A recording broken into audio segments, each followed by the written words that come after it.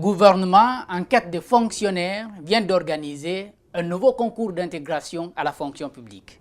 Le test concerne les enseignants pour la formation des enfants. Il y a 3 ans, un autre a été organisé pour l'engagement de plus de 2000 jeunes issus de toutes les écoles. Les résultats communiqués avaient été contestés par des jeunes contractuels qui avaient fait des années au service de la Guinée au compte du ministère de l'enseignement préuniversitaire et de l'alphabétisation. Leur situation ne sera pas réglée autrement. Ils sont obligés de se soumettre à la volonté du ministre Ibrahima Kourouma, l'homme des réformes qui ont du mal à faire voir leurs résultats. Pourtant, il est plus que jamais nécessaire de réfléchir aux meilleures méthodes de recrutement. Cela doit commencer par la détermination des profils qui doivent postuler. Cette question ne semble intéresser personne puisqu'on continue d'indiquer que tout le monde peut souhaiter devenir enseignant. Alors, cela veut dire que les écoles normales d'instituteurs et l'Institut supérieur des sciences de l'éducation de Lambaye sont créées pour rien. Or, l'idée qui a prévalu au moment de leur création n'était pas mauvaise.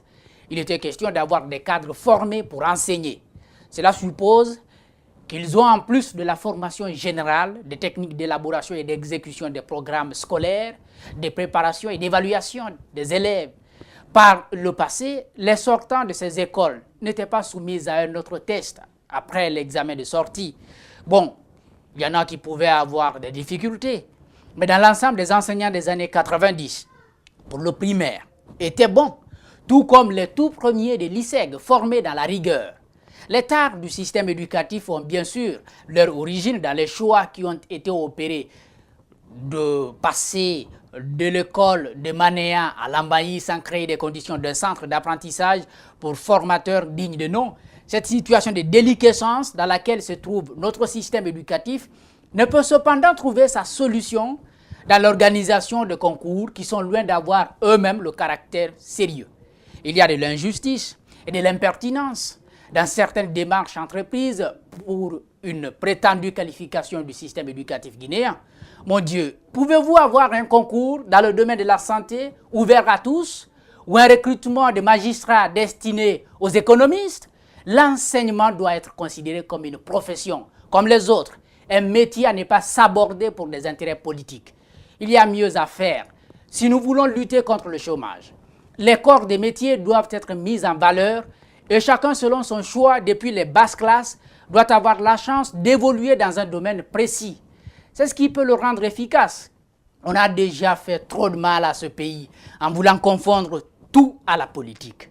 Des ingénieurs agronomes dans les tribunaux au lieu d'œuvrer à la modernisation du système agricole. Conséquence, la justice et l'agriculture se portent mal dans le pays. Il en est de même pour des historiens devenus ingénieurs des travaux publics. Ils ne peuvent concevoir et suivre un projet de route. Ce n'est pas leur domaine. Pendant ce temps, des pharmaciens sont envoyés pour gérer non pas des officines, mais des écoles. Pour arriver à un travail efficace, il est plus que nécessaire que l'on apprenne à employer selon les profils. Un travail peut être fait en amont. On évitera par exemple d'orienter des bacheliers dans les filières classiques comme la philosophie, bibliothéconomie, administration des affaires, géographie, physique ou histoire si nous n'avons pas une idée de création d'emplois dans ce domaine. Ces filières en clair n'auront pas leur utilité. Trop de branches ne construisent pas une nation, on le voit déjà. C'est pourquoi nous devons identifier nos besoins à chaque fois que nous voulons recruter dans les écoles d'enseignement supérieur.